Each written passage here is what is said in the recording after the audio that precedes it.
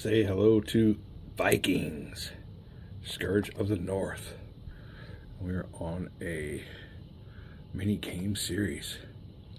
I did a video on this when I first got it a couple years back, but in between game development and our War for America emails, we've opened this up, and I've kind of messed with this a few times, trying to get to know it. And even though it is one of these little mini game series, man, it packs a punch. This one here is by Joseph Miranda, and we just got done playing another one of his games a few months back, Midway Solitaire. Now, even though this has a bunch of Viking longships on it, it only has a naval aspect. It's not really a naval game. And as a matter of fact, here on the GWG channel, we have to play an all-naval game. But that won't last long because we have pulled the trigger on another game. And it has been shipped, I think. This is a folio game series, and this is unlike, this is different than the mini game series. But this is the one we will have coming down the pike next. We're all excited about this one. Be right back. So, like I said, this has a naval aspect in it on this game, and you can just look on over here to the routes that you'll be traveling on. There's a sea route, a portage ground route, and a river route. Now, on all three of those routes, you'll be using these units right here.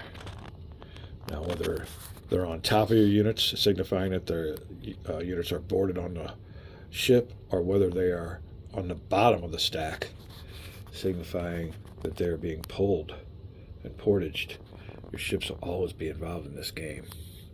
So it's a matter of transportation. And the game itself is what's called, let me see if I can get this real quick for you here, a radar system. There you go. They got it all figured out. And like I said, even though this is a mini game, there's a lot into it. The only thing that's mini are the components. This is really a big game. So I want to give you a little, we're starting up a new game here. We think we got the learn-throughs down pat. The first thing we're going to do here now, here I thought I had everything set up to go. Give me just 1 second. All right then, according to the directions of set up the game, you put these hostiles in a hostile bin, but I usually just put it this way. Usually, I got my own little system. And also, main thing of this game are these 4 cards.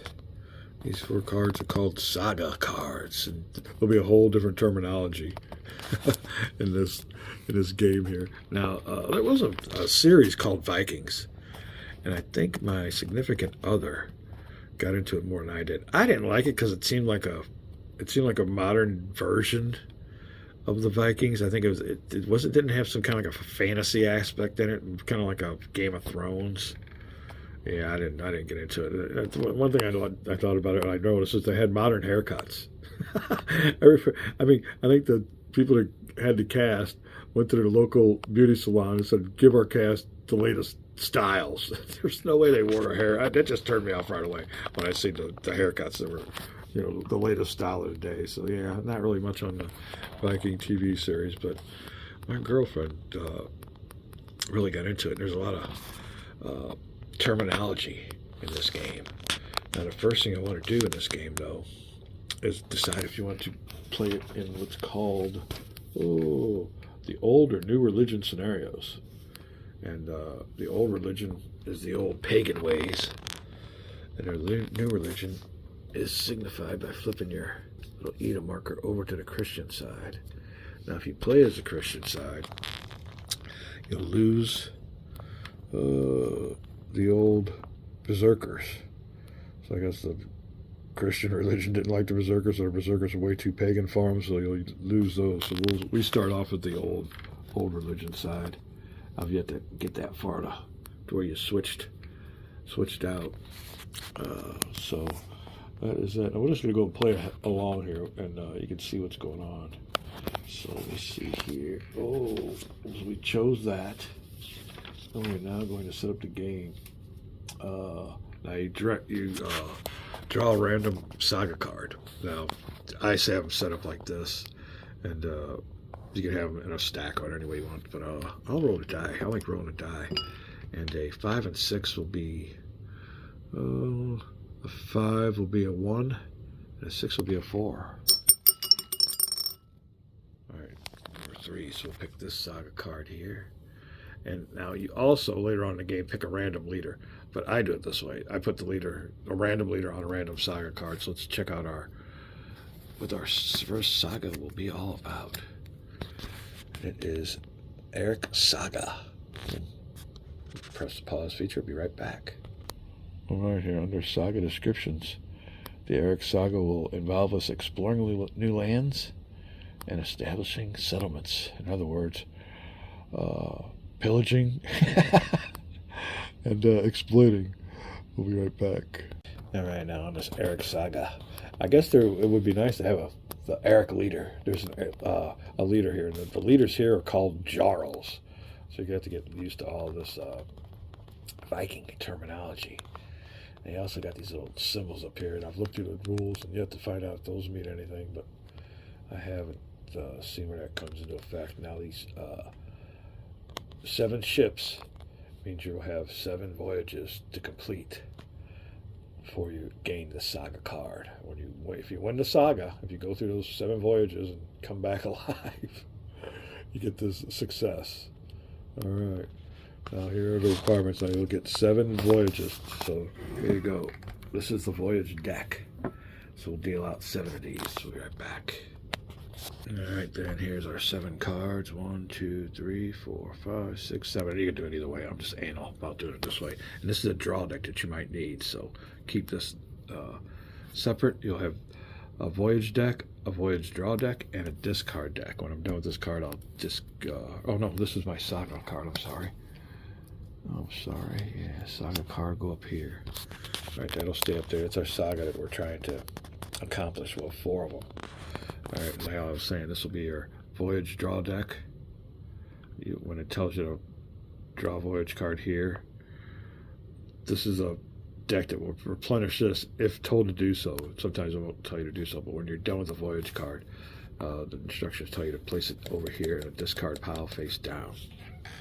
Alright, so we drew a random saga card, shuffled the voyage cards, and dealt face down a number called for by the saga card, forming the draw deck.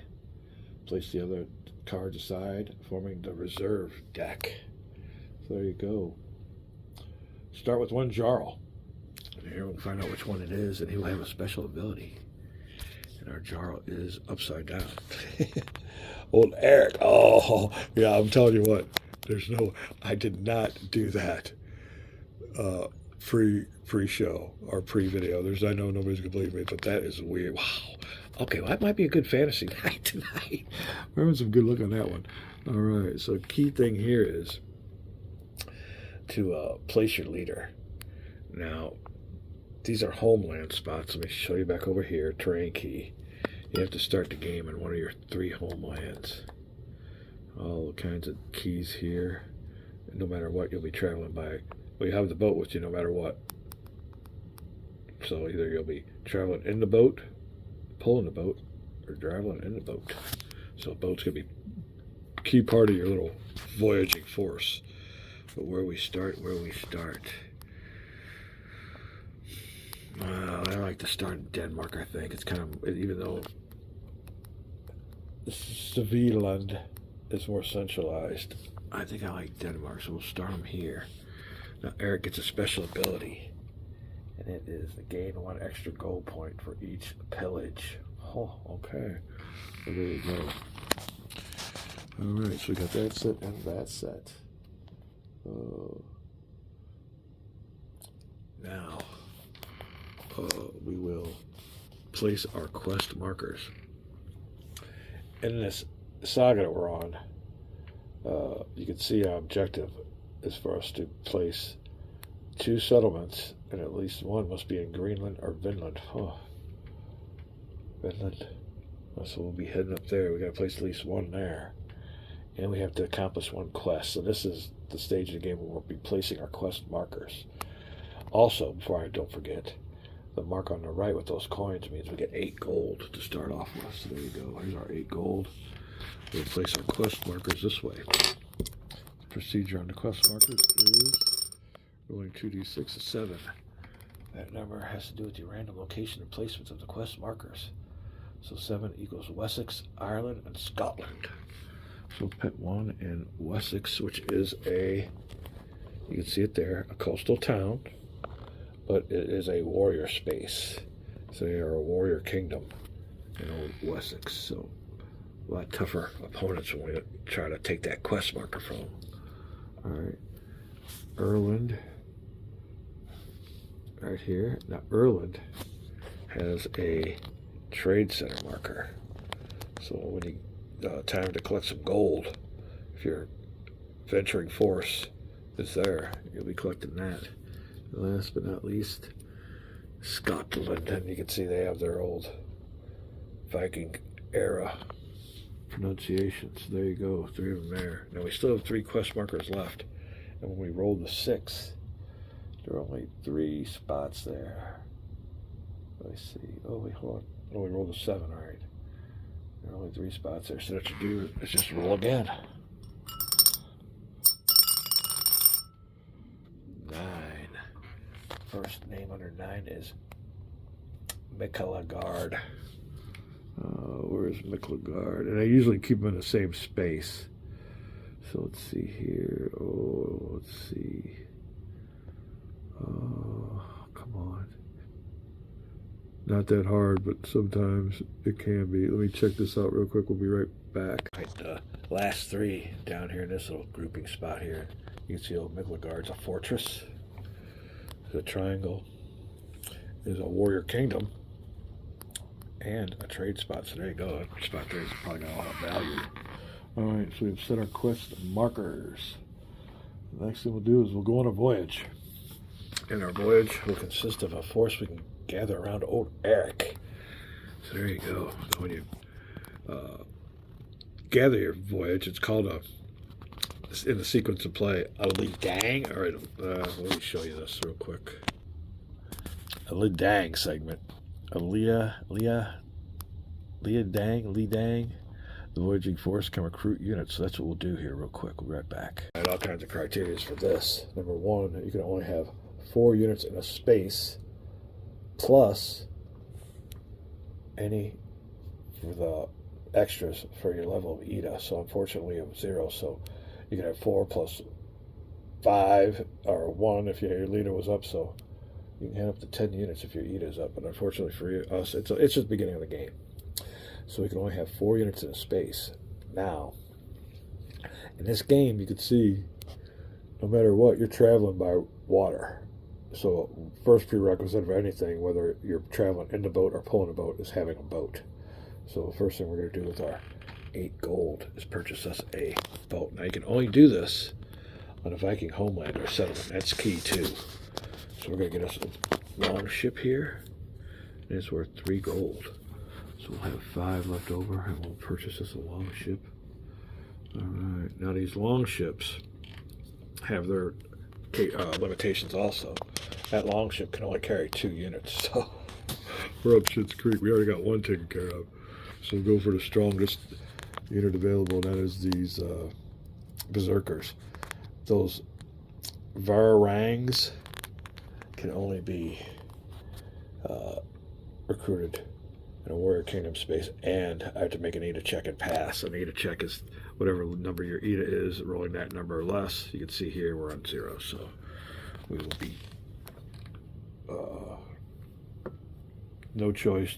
Well, we could get a lesser unit, but not as 4 is the number he has to roll or less to kill his opponent. So there you go.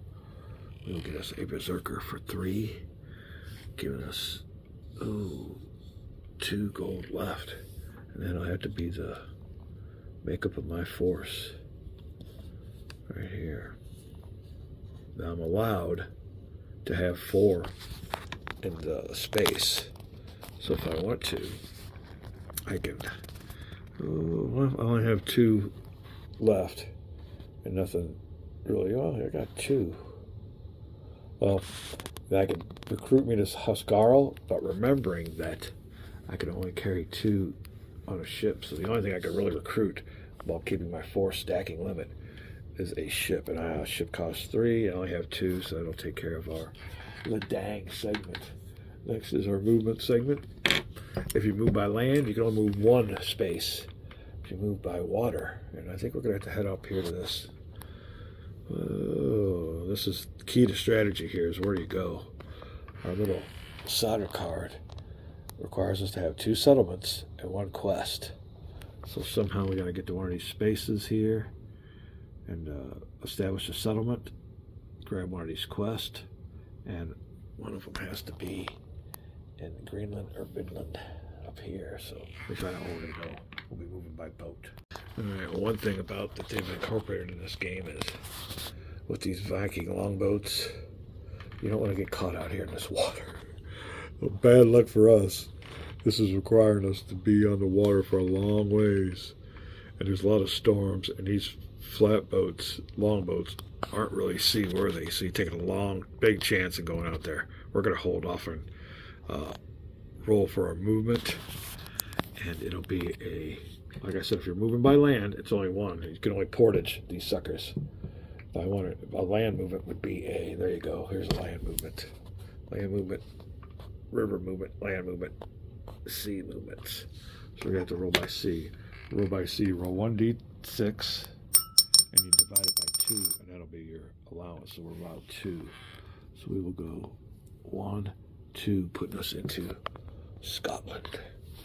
There you go, and luckily we didn't end our movement on the sea, because that would that would incur a couple of penalty or diral penalties that could sink your whole fleet.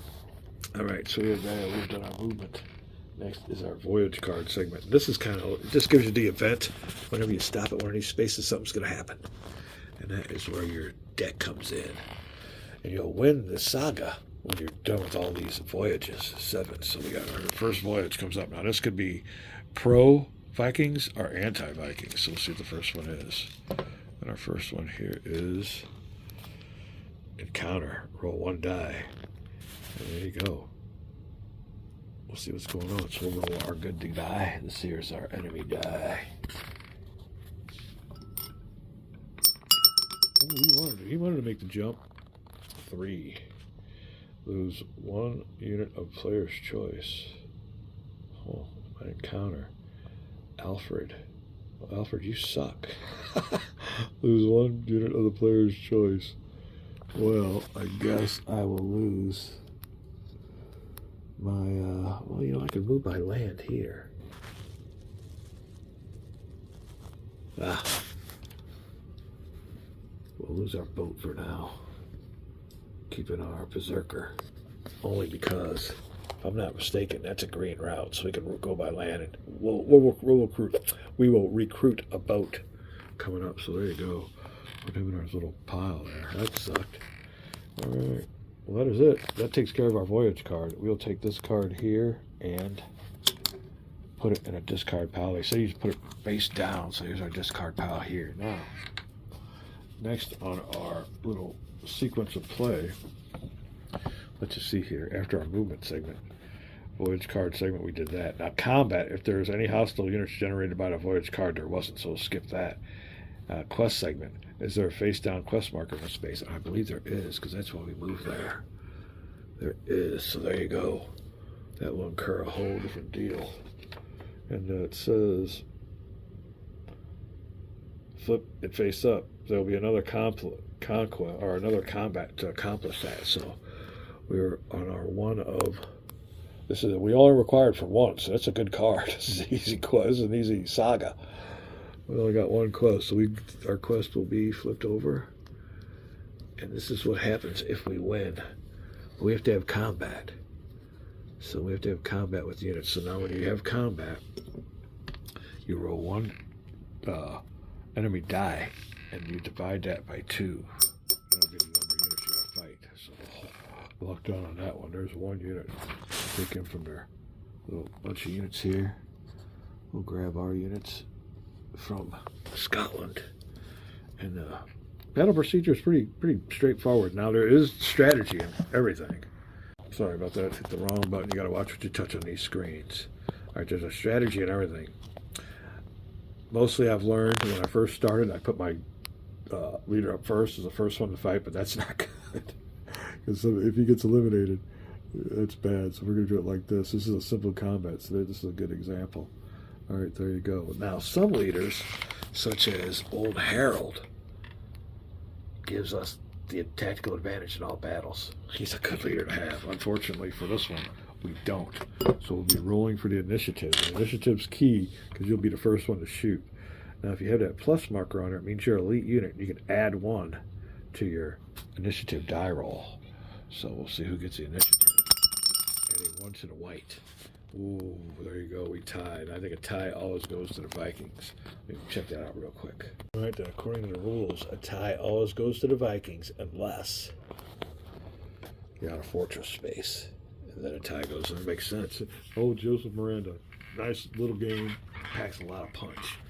So we're going to roll first with our Berserker. Now, Berserkers have a few things that are involved too, if you have them in your force. And one of the things you need to remember, number 1 is you ignore the first hit by your enemy. It gets to be ignored because you have Berserkers. After that, you have to go by the normal rules. And another thing is, when your Berserkers first have combat in the Saga card, this is our first combat for the Saga card, you roll on the Berserker table, but that'll come in afterwards. Let's find out who we're fighting against. Ooh, an elite unit. So now when we roll for the initiative, because he's an elite unit, they both get a +1 on their initiative roll. Let me see here. Did I do that right? So he gets a +1 also. So that gives him a 4. Wow. Let me make sure that's right. Guess what happens? We're right back. Yeah, if either side has more than one, so we should have did that before. So that makes a big difference right there already. So he would got a 4. I would have had a 3 because I rolled a 2 plus my 1. So yeah, he keeps up with me with the elite fleet or ship we encountered. Wow. All right. Well, he'll be rolling first with his die. Now, like I said, we can ignore the first hit, so he's looking for a 4 or less. He gets it, so I would have been eliminated, but per my Berserker rule, I can ignore that, so now I get to fire back. I can't ignore anymore, but I need a 4 or less to get rid of this guy.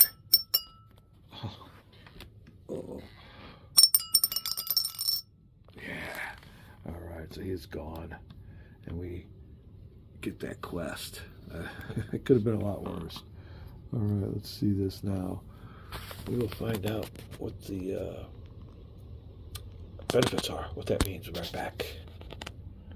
All right, the old knee-flung horde. We get to roll 1 die, add our ETA level, and gain that amount of gold.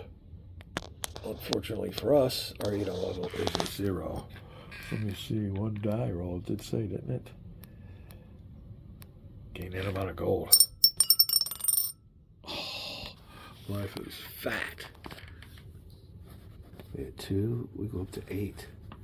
So there you go. We have got our Nifong Horde. Now what I do is place this over on our card to signify we have gotten our quest. So that is fine there. So we've gotten that. Now also, next on our sequence of play is, after the quest segment, pillage the settlement or settle the settlement. Now, number 1, it has to be either a coastal space, an inland space, or a fortress space. If you're on a land space, you can't settle. So there you go. And you have a limited amount of settlements. So you got to watch that. You can't just pillage. If you pillage everything else, if I pillaged everything, I wouldn't meet my 2 settlement objective. So you got to balance that out, because like you said, there's only a certain amount of settlements there. So in this one here, since we just hit the mother load on that, what do you call it, quest accomplishment, we'll go ahead and settle. So I'll put a settlement here in Scotland. Now, settlements are also key, because on a lot of these recruitments, you have to be either in your Viking homeland, which are one of these 3 boxes, or a settlement. So if you're on a space here, you can't recruit. All right. Any of these spaces without settlements. So you need a settlement or a Viking homeland to recruit. All right. So now we've settled. And it is our trade segment, which is next. Receive 1 gold into voyaging forces in a trade center space with a settlement. All right. Trade center, these little T markers, but there's no trade center there, so we will be moot on that one. Now it's our Lidang settlement, our segment, and that's where we can recruit units. Unfortunately, our EAT is not up, so we're still stuck here. We need a boat. Yep, we definitely need a boat, or we could move into our next quest without it. But then we'll need a boat on that one. Oh, let me check this out. It's all part of strategy. Having a great time here with the Vikings. All right, this is strategy. This nice little mini game. I can't wait for my other game to come in. This is great. Get yourself Vikings by Joseph Miranda. You can set this sucker up. I got a trip down to the Lake of the Ozarks. I'm taking, maybe camping. We're taking this game. So anyway, here you go. All right, you can see there. It's the line connecting Scotland to Wessex is a green line. So I don't need a boat to get there. We don't have a boat anyway. Our boat's destroyed. Shoot, we should have flipped that on over, but we're all right. All right. Now, so we can purchase. We're in the old Lidang segment. And I'm going to purchase me a Berserker. So there you go. We'll put him on our group, and he will cost Berserker, Viking homeland, our settlement. He can only be recruited in a settlement. Luckily, instead of pillaging, we settled, so we can be recruited there. We'll put him on top. Oh, we have 2 Berserkers then. Oh, that's killer. All right, 2 Berserkers. We're just short a boat, like I said. All right, now we're only allowed 4 units per space. I could really get another unit. Hold on, let me see here. Berserker was 3. We have 8. That gives us 5. I could get another unit and move by land because we're allowed 4 per space. 1, 2, 3 here now. And we're moving by land. We don't need a boat. But when we move into this place here to get that quest marker, it's a warrior kingdom, which means probably extra units being added on. So we're going to spend that gold and get us we're out of Berserkers. No more Berserkers to be had. So we'll get us one of these husk carts. Or Huscarls, that's what I call them. Huscarls. So we'll get us one of these Huscarls. 4. And Huscarl must be either a homeland or a settlement. They'll cost 2, so down to 3. But we have a nice little force here. When we move into the Warrior Kingdom of Wessex. So there you go. And that's where our quest is at too. We can't get over here to Ireland. We have to go there via... Well, we have to go all around to get to Ireland. Or unless we go back out into the sea and come back. Oh, would that be the thing to do? See, you got your choices here. We roll the 1, we get stuck out at sea, we're Scrooged. Oh, we can't go out to sea anyway. We ain't got a boat. that makes sense there. All right. See what we're doing here? We're having a killer little adventure.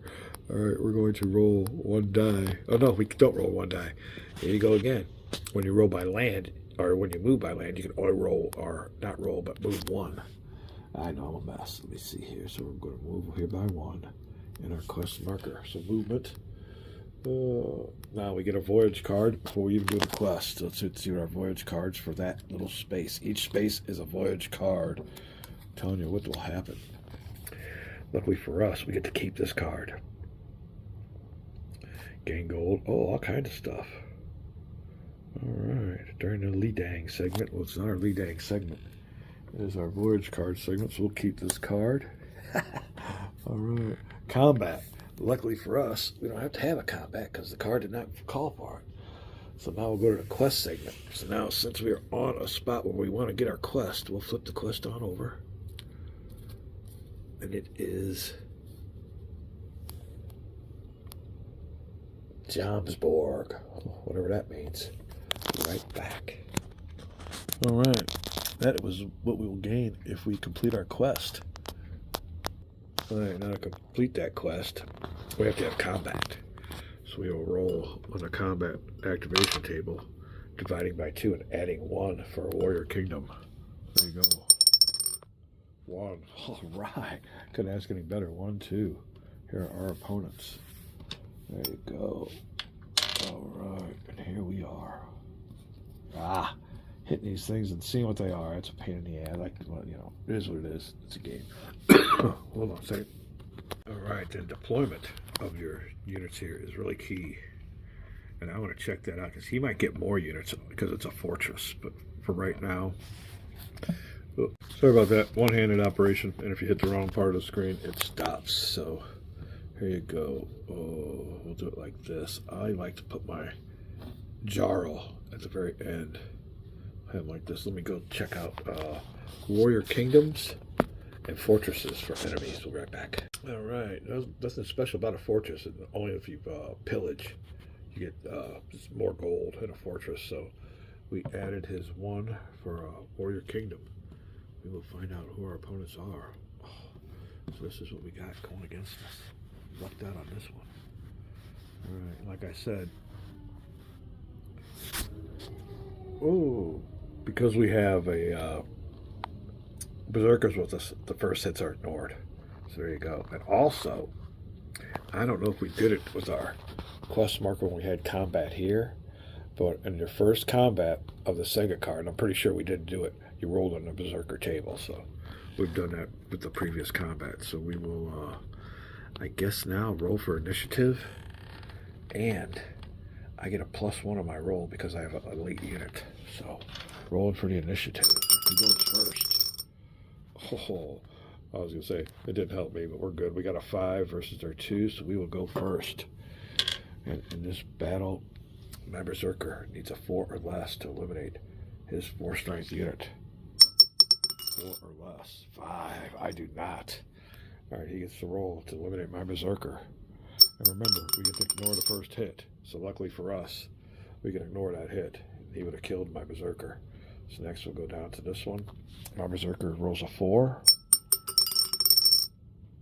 And he does. There you go. So it eliminates that unit. That is that round of combat. We'll start back over. And this time, if he hits my Berserker, he's up Shit's Creek. I'm pretty sure that works. Does that mean we get 2 mulligans? Let me check that out real quick. All right, clear this up before you play this game. During the first round of battle, not any other round after that, you ignore 1 hit for each Berserker you have in the engaged force. So I could have, ignored 2 hits. Be back. All right, second round of combat. First round is done, so all hits count. We don't get no mulligans for our Berserkers. So we will roll for our first hit. That is a 4. So that eliminates him. Ooh, there you go. Did he have the initiative? Shit and shine. No, I forgot about that. Let me check this out real quick. Yep, all good. We were the initiative sides. There you go. We will take this. We were in Wessex. There you go. Our leader on top.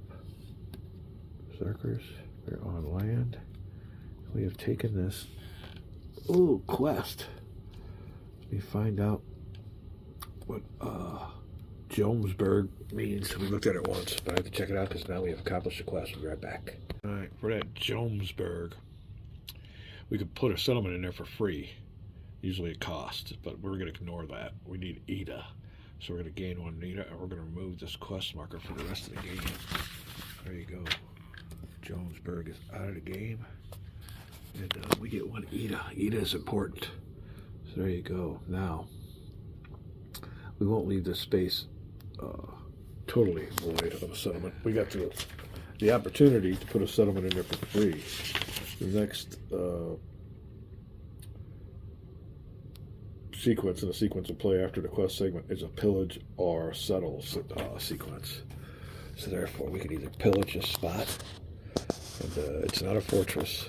I wrongly thought it was a fortress earlier. I just did a warrior kingdom. Or we could settle. We need to settle because we have to buy us long ship, which is 3. Ooh, we just got enough gold, so let's go ahead and do that. We'll take one of these settlement markers, put it underneath here. Come on, come on, come on. All right, I'm hitting maximum recording times again, so we're having all kinds of problems. Let's go ahead and put a settlement here, all units with it. When we come back, after we clean everything off and come back, it will be the trade segment. We won't get that because there's no trade marker on there, but we can recruit. So we'll be recruiting in our next video. We'll be right back.